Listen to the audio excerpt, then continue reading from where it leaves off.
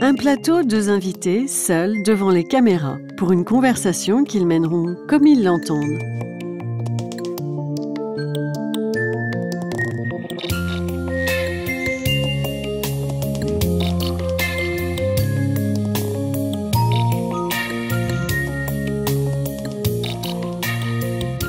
Mais avant le débat, petit préambule. Je m'appelle Agnès Guillot et je suis chercheuse à l'Institut des systèmes intelligents et de robotique qui appartient à l'université Pierre et Marie Curie. Et dans cet institut, j'appartiens à une équipe qui s'intéresse aux robots dits bio-inspirés, c'est-à-dire dont le comportement est délibérément inspiré de celui des animaux. Même question, pouvez-vous vous présenter ? Je suis Hervé Haribard, je suis physicien. J'ai travaillé dans la recherche publique et dans la recherche privée. J'ai en particulier été plusieurs années directeur scientifique de Saint-Gobain, une période pendant laquelle je me suis beaucoup intéressé au biomimétisme. Et depuis 1 an, je suis professeur de physique à l'École supérieure de physique et de chimie industrielle de Paris. Top chrono, vous avez maintenant 30 minutes pour vous exprimer et vous écouter. Et en fait, science du futur, oui, parce que le biomimétisme, c'est s'inspirer de la nature pour la technologie, pour la robotique, comme on va voir, et pour des tas d'autres choses. Et c'est vraiment ce qui a inspiré l'homme depuis très longtemps et qui va l'inspirer encore dans le futur, certainement. Oui, je suis entièrement d'accord. Le biomimétisme, c'est une démarche finalement en 3 étapes où, premièrement, on repère un comportement d'un système naturel. Oui. Deuxièmement, on essaie d'en comprendre le pourquoi. En sciences des matériaux, par exemple, ça passera par une relation entre la structure et le comportement en question. Et où, dans un 3e temps, on essaie, avec nos outils à nous, de reproduire en s'en inspirant le mieux possible. Donc je suis d'accord. Néanmoins, pour moi, ce n'est pas une science. Ce n'est pas une science en ce sens que ce n'est pas une discipline scientifique, mais c'est davantage une démarche scientifique qui peut être mise à profit dans différents domaines scientifiques, physique, chimie, sociologie, etc. Exactement, je suis d'accord.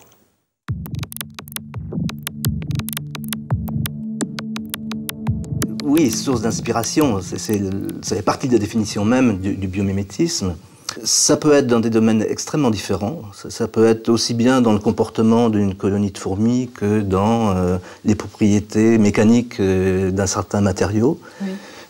Mais le début de la démarche du biomimétisme est bien celle-là. C'est de considérer qu'il y a dans la nature des structures intelligentes, intelligentes au sens où des structures auxquelles on n'aurait pas pensé nous-mêmes à les élaborer. Et qu'on peut s'inspirer de la nature justement pour les mettre en œuvre. En fait, dans mon domaine, voilà, je parlais peut-être plus particulièrement du domaine de la robotique.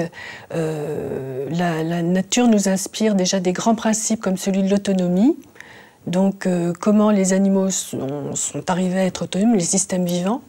Et ça peut nous intéresser pour la robotique. Elle a été source d'inspiration de grandes théories, comme, je ne vais pas rentrer dans les détails, mais la cybernétique, c'est directement inspiré de systèmes naturels, comment ils communiquent, et ensuite, pour la méthode aussi. Nous avons des méthodes inspirées de l'apprentissage, de l'évolution des espèces,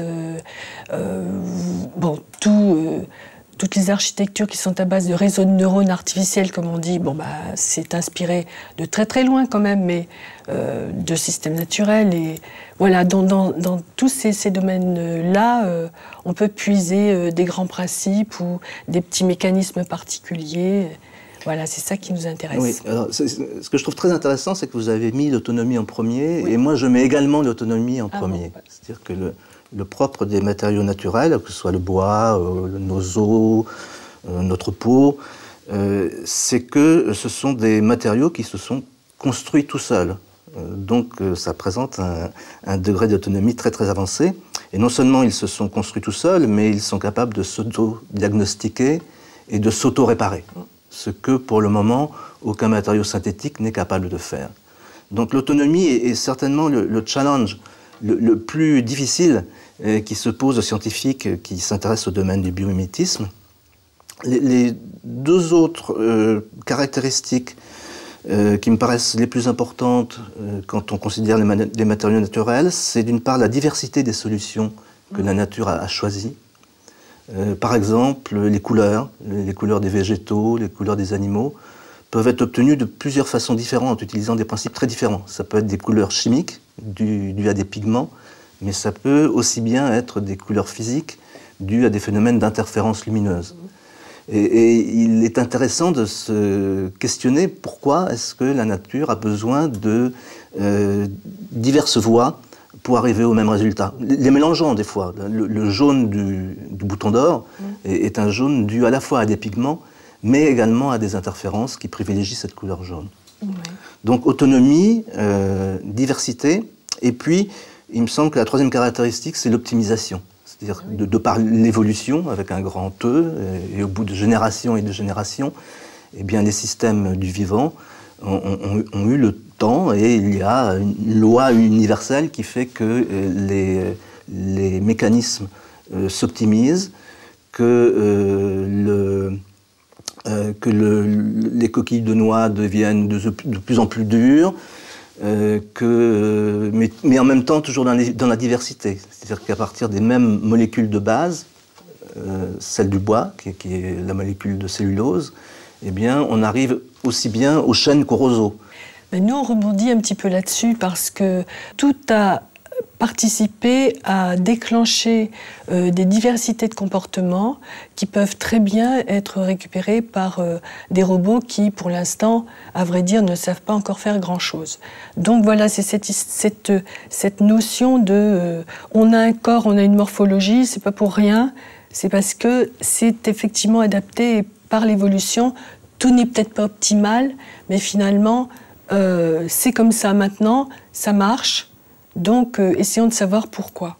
Oui, et c'est là où on rejoint certainement entre nos deux domaines la dimension des matériaux, parce que l'évolution des espèces, en grande partie, s'est fait sous la loi des relations entre les prédateurs et les espèces auxquelles ils s'attaquent.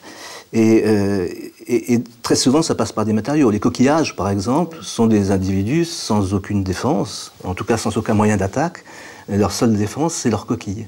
Et leur coquille présente, à mon sens, le plus bel exemple d'architecture dans le domaine des matériaux, parce qu'elle fait appel à la fois au monde de l'organique et de l'inorganique. Ce sont en fait des matériaux composites, et des matériaux composites qui sont organisés à différentes échelles, entre celles de la molécule, c'est-à-dire environ 1 nanomètre, et puis celle de la coquille elle-même, c'est-à-dire quelques centimètres. Et il y a dans cet exemple des coquilles hybrides certainement beaucoup à s'inspirer, par exemple pour faire des gilets pare-balles ou des éléments de blindage, quels qu'ils soient. Ça peut être aussi bien dans le monde végétal autant que le monde animal. Je reprends l'exemple du chêne et du roseau.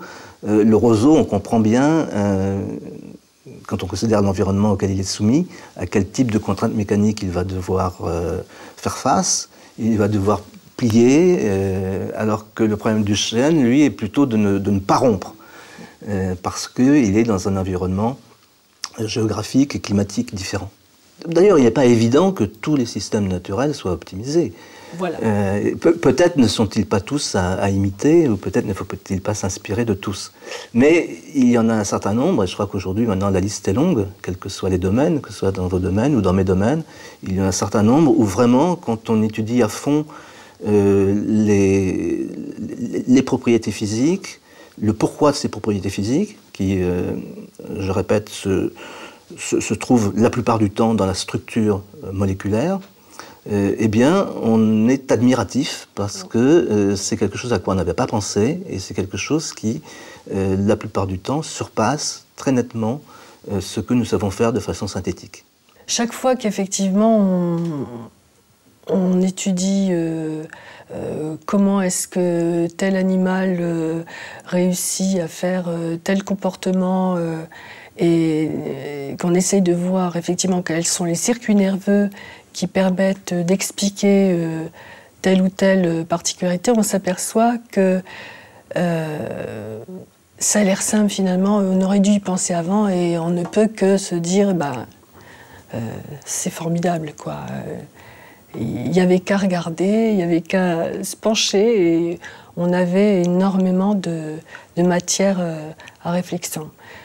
Cela dit, ce n'est pas forcément quelque chose d'applicable parce que ça peut être tellement complexe que ça peut nous montrer très très vite nos limites également. Effectivement, quand on essaye de voir comment est-ce qu'un comportement a pu émerger, par exemple la marche, hein, pourquoi pas, et comment certains animaux ont essayé de transformer ce système locomoteur qui est le même lorsqu'il marche et lorsqu'il nage, comme une salamandre par exemple, eh bien on peut se dire que ça peut être effroyablement complexe.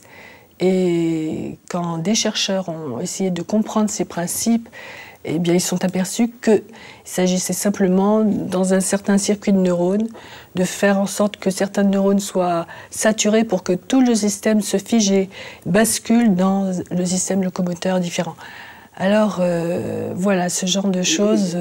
Et ça, si je comprends bien, c'est donc une difficulté qui vient de ce que le système naturel a sa propre logique ou son propre schéma interne, qu'il ne sera pas toujours utile de vouloir imiter, justement. C'est peut-être là, d'ailleurs, où on voit bien la différence entre biomimétisme et puis bio-inspiration. Oui, nous sommes quand même plutôt dans la bio-inspiration. En biomimétisme, ça veut dire qu'on connaît extrêmement tous les mécanismes très fins et on essaye de les reproduire au mieux, le plus exactement.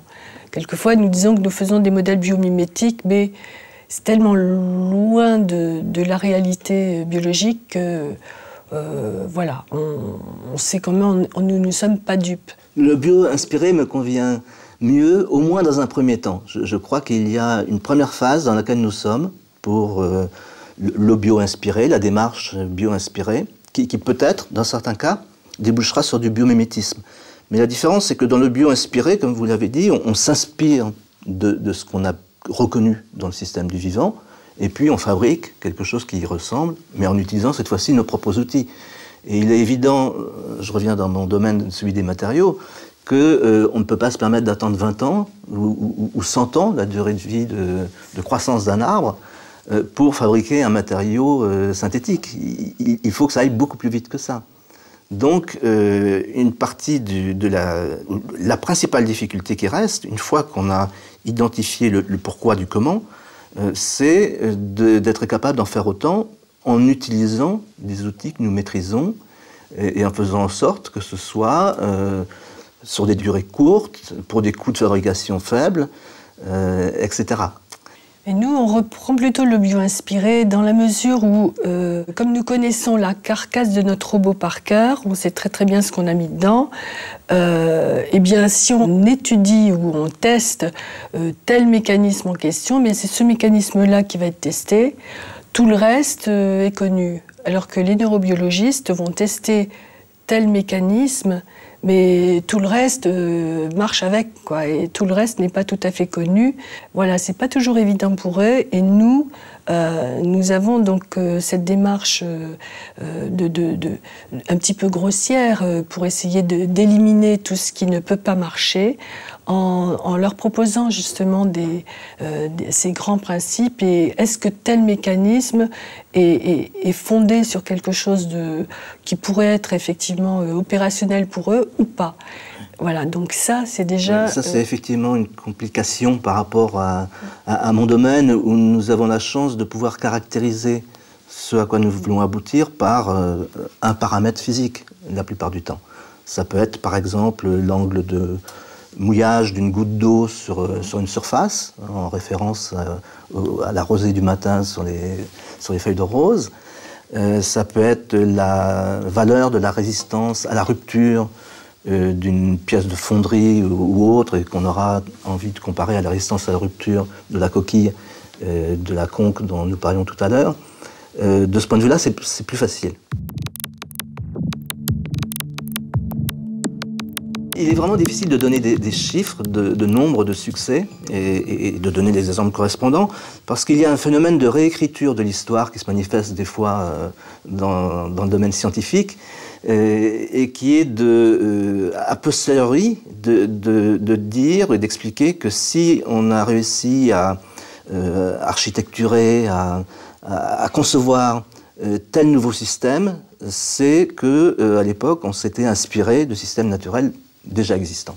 Alors que bien souvent, ça a été le hasard finalement qui a fait que d'une part la nature a suivi son chemin, d'autre part les scientifiques ont suivi leur chemin, et puis on se rend compte après coup que ces deux chemins-là ont beaucoup de choses en commun. Mais alors, je vais quand même essayer de donner des exemples réels correspondant à ma définition. Premièrement, détection d'une propriété intéressante. Deuxièmement, compréhension de cette propriété ou de ce comportement. Et puis troisièmement, élaboration par nos méthodes de chimie ou de mécanique, peu importe, d'un matériau qui s'inspire du matériau naturel de départ. On sait aujourd'hui concevoir et fabriquer des surfaces qui ne se mouillent pas du tout par l'eau. C'est-à-dire que si on pose une goutte d'eau sur la surface, elle va rester sous forme d'une goutte sphérique et la moindre inclinaison va la faire dégringoler, rouler le long de la pente. Et ça s'inspire complètement des feuilles de certains végétaux, dont le lotus ou le nénuphar. Il y a deux écoles, il y a des gens qui appellent cela l'effet lotus, d'autres l'effet nénuphar. Moi j'appelle l'effet nénuphar parce que l'histoire, de mon côté, a commencé justement avec un nénuphar sur lequel ce comportement a été observé avec un groupe de collègues à moi. Et nous avions prélevé un échantillon de cette feuille de nénuphar, nous l'avons mise sous microscope électronique et nous nous sommes rendus compte que la surface n'était pas plane et que finalement tout le truc était de rendre extrêmement rugueuse la surface de cette feuille avec des espèces de petits picots, de petites collines, si bien que la goutte d'eau ne repose pas sur la surface géométrique de la feuille, mais repose seulement sur le sommet de ces picots, un peu comme un fakir qui repose sur les clous au sommet de sa planche à clous. Et donc, ayant compris ça, il n'y a plus qu'à faire, mais évidemment, nous l'avons fait d'une façon extrêmement différente de la façon dont procède la nature. Nous l'avons fait avec des techniques de microélectronique qui nous ont permis de reconstruire une surface texturée de la même façon, à peu près à la même échelle, et qui, au bout du compte, a présenté le même comportement. Le deuxième exemple, sont les adhésifs. On s'est rendu compte, il y a peu de temps, que le comportement très particulier de certaines petites bêtes, des lézards, qu'on appelle des geckos, qui peuvent monter au mur, qui peuvent même monter sur des glaces. Et l'explication vient du fait que l'extrémité de leurs doigts, donc ils doivent avoir 4 ou 5 doigts, et chaque doigt est divisé à son extrémité en un grand nombre, plusieurs milliers de petites spatules, et chaque spatule elle-même est divisée en un grand nombre, un millier ou 10 milliers de toutes petites fibres, et ce sont ces fibres-là qui s'accrochent individuellement aux parois. Donc très rapidement, il a été possible de faire des analogues synthétiques de cela en utilisant des rubans adhésifs du type Post-it ou d'autres marques bien connues, et simplement en les structurant de la même façon, c'est-à-dire en ne gardant finalement du ruban adhésif, non pas toute sa surface, mais des petits motifs. Eh bien, on s'est rendu compte que le ruban adhésif était capable de soutenir une masse bien plus importante qu'il n'était capable de le faire sans cette structuration. Et finalement, il n'y a que l'homme qui imagine qu'il y a des surfaces lisses alors que rien n'est lisse dans la nature. Mais nous avons une double approche. Une approche dite fondamentale et une approche dite appliquée. On a réussi à comprendre un petit peu mieux l'autonomie des animaux. Donc ce qui est fondamental chez nous, c'est est-ce que les robots vont nous apprendre quelque chose sur comment est-ce que les animaux réussissent à être adaptatifs, comment ils peuvent s'adapter et se débrouiller. Donc ça, c'est ce qu'on appelle le fondamental. Et là, il y a beaucoup d'avancées quand même déjà dans la robotique bio-inspirée. Il y a même un robot qui a réussi à expliquer pourquoi est-ce que les tétrapodaires, des animaux à 4 pattes aquatiques, ne se servent que de leur nageoire avant et pas de leur nageoire arrière dont ils se servent pour gouvernail. Eh bien, c'est parce que ça utilise moins d'énergie que s'ils utilisaient les 4. Et c'est ce qu'avait fait d'ailleurs un énorme prédateur qui s'appelle le pliosaure et qui s'est éteint et on se demandait pourquoi. Et là, l'hypothèse, c'est de dire, finalement, il s'est servi de ces 4 nageoires pour utiliser énormément d'énergie. Il n'a pas pu trouver assez de proie pour compenser son énergie. Vous voyez, donc voilà, ça c'est le domaine fondamental. Le domaine appliqué, ce serait de dire, bon alors voilà, avec les comportements bio-inspirés, est-ce qu'on peut rendre un robot autonome pour l'envoyer dans des environnements que l'homme ne connaît pas? Par exemple sur Mars, étant donné qu'il y a une pression atmosphérique beaucoup moins forte que sur la Terre, là on s'est dit que voilà, un drone à aile battante qui s'inspirerait des insectes ou de certains oiseaux parce qu'ils peuvent emporter un petit peu plus de matériel, ça peut être intéressant. Le robot à aile battante serait un amusant retour des choses, puisque un des premiers exemples de biomimétisme que l'on cite, c'est la chauve-souris de Clément Adler. Le nom montre bien qu'il s'agissait de biomimétisme. Mais en fait, à cette époque-là, et pour des raisons qui tiennent aux matériaux mis en œuvre d'ailleurs, imiter l'oiseau, imiter les battements d'oiseaux ne pouvait pas conduire à un avion qui fonctionne. Donc on a dû passer par une étape matériaux légers, et ça a fonctionné avec les ailes plates, non battantes, je ne sais pas comment vous les qualifiez. Et donc c'est intéressant de savoir que peut-être la prochaine génération, elle, sera bien faite de robots à ailes battantes. S'inspirer de la nature, c'est bien, mais il faut mettre, comme vous disiez, en rapport la technologie actuelle et les idées. Et c'est pour ça que Léonard de Vinci a eu des tas d'idées inspirées de la nature, l'hélicoptère par une graine, etc., l'ornithoptère. Mais à son époque, à l'époque d'Adair aussi plus tard, et il n'y avait pas les matériaux, il y avait voilà. Quelquefois, on est trop vieux dans un monde trop jeune. Donc voilà, il faut toujours... la clé du succès, c'est d'avoir une correspondance entre ce qui peut mettre en œuvre le mieux possible ces idées-là.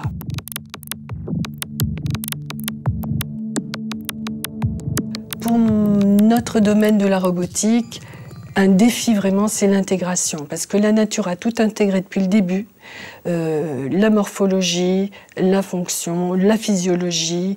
Il faut chercher son énergie, mais l'économiser au maximum. Il faut faire des matériaux avec pas grand-chose. La vie, c'est sur 4 atomes, ou presque. Voilà. Donc, elle a intégré tout ça. Et les systèmes vivants sont polyvalents, ils font des tas de choses, ils ne font pas qu'une tâche particulière.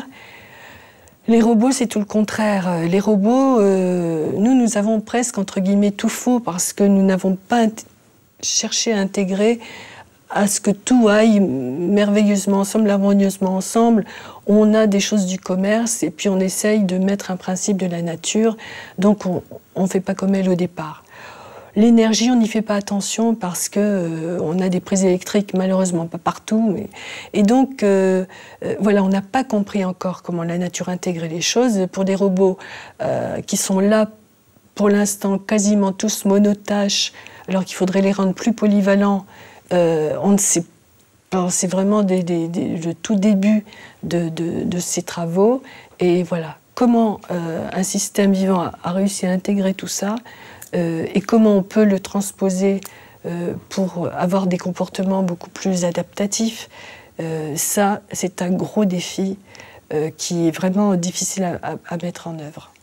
Dans mon domaine, l'enjeu pour le futur, le plus important, c'est celui-là, c'est l'autonomie. Est-ce qu'un jour, on sera capable d'avoir des objets qui se fabriquent eux-mêmes ? Donc c'est évidemment une question sur laquelle il est même encore très difficile de réfléchir, mais on peut commencer à cerner certaines approches. En particulier, on peut se dire qu'il Dans un réacteur, les chimistes parlent toujours de réacteurs. Leurs matériaux, leurs produits, ils les fabriquent dans des réacteurs où la température, la pression, etc. sont bien fixés et bien mis au point. Dans tous les systèmes naturels, nous l'avons déjà dit, l'architecture se fait à plusieurs échelles. Les chimistes travaillent en général à l'échelle moléculaire et commencent à être assez démunis quand il s'agit de construire des assemblages à l'échelle du nanomètre ou de la centaine de nanomètres. On peut penser, en tout cas c'est une démarche en chimie fondamentale qui se développe beaucoup en ce moment, que par des actions à distance sur les réacteurs, par la création de courants de convection et autres, il sera possible d'architecturer la matière à plusieurs échelles. Donc ça c'est un point important. Le deuxième point, il est peut-être d'imiter encore plus la nature, de se saisir de ce qui fait sa caractéristique principale, c'est le génome. Est-ce qu'il y aura moyen un jour d'élaborer des nouvelles structures, des nouveaux matériaux par des voies génétiques ou en utilisant des organismes génétiquement modifiés? Donc ça, c'est également quelque chose qui a commencé. On sait faire aujourd'hui des fils d'araignées qui ont une très grande résistance mécanique. C'est bien ça leur avantage. Hein. Le fil naturel d'araignée et la fibre, toute matière synthétique ou naturelle confondue, qui a la plus grande résistance mécanique. Et on sait aujourd'hui génétiquement modifier des chèvres de façon à ce que leur lait produise une protéine qui ressemble beaucoup à la protéine de ce fil d'araignée. Et donc, il n'y a plus qu'à fibrer le lait en question pour obtenir des fibres et donc des tissus extrêmement résistants. Alors, ce sont évidemment des recherches qui prennent beaucoup de temps, mais qui avancent progressivement, et de telles fibres, on peut déjà aujourd'hui en recevoir des échantillons ou en expérimenter quelques-unes. Donc je crois qu'il y a dans cette notion d'autonomie, il y a vraiment le grand challenge pour le futur. Alors l'autonomie est très tentante pour la robotique. Toutes ces notions d'autonomie et de caractéristiques des systèmes vivants, c'est effectivement dans la pensée des roboticiens. Mais on se heurte quand même à un problème de représentation pour, j'allais dire, le public. C'est-à-dire, quand on dit qu'on a envie de faire des robots autonomes et des robots qui vont vivre leur propre vie, ça fait très peur. Oui. Ça fait très peur à nous, occidentaux, puisque au Japon, ils n'ont absolument pas ce problème-là, étant donné que pour eux, les robots ne peuvent qu'aider les humains, alors que chez nous, c'est un petit peu le contraire. On a toujours un peu peur de ce qu'ils peuvent faire. Donc voilà, je pense que les idées, de toute façon, on en est très loin. Il n'y a pas de problème de toutes ces notions de création ou d'auto-organisation des robots. Mais voilà, ça va sûrement être freiné par des phénomènes culturels aussi, puisque s'inspirer de la nature, c'est quand même quelque chose qui est très connoté, j'allais dire, parce que voilà, est-ce qu'on se prend pour un créateur? Est-ce que voilà, et ça, il faut prendre en compte comment dire, ces influences culturelles sur les idées des chercheurs également. Bon, il y a effectivement un problème culturel, comme il y a des problèmes culturels avec beaucoup de domaines scientifiques d'ailleurs. Et on trouve effectivement dans le domaine du biomimétisme quelque chose qui vaut de façon plus large pour les nanotechnologies. Dans les nanotechnologies, il y a ces scénarios catastrophes de nanorobots. Enfin, il faut croire que les nanorobots, ça fait encore plus peur que des robots de taille normale, qui se reproduisent à toute vitesse et qui échappent à tout contrôle et qui envahissent la planète, etc. Donc, je pense que ces hypothèses-là ne sont quand même pas très sérieuses, mais il n'empêche que ce dont nous parlons, c'est bien non seulement d'imiter la nature, mais aussi de la challenger et de la défier, en essayant, si possible, de faire mieux, avec plus d'économie de moyens, si possible, ou avec plus grande efficacité, si possible. Et donc, nous allons avoir de plus en plus de développement de nature philosophique sur l'évolution de ce genre de recherche, c'est certain. C'était très intéressant, mais c'est déjà fini. La semaine prochaine, on se retrouve même endroit, même principe, 2 invités en face à face pour affronter des points de vue.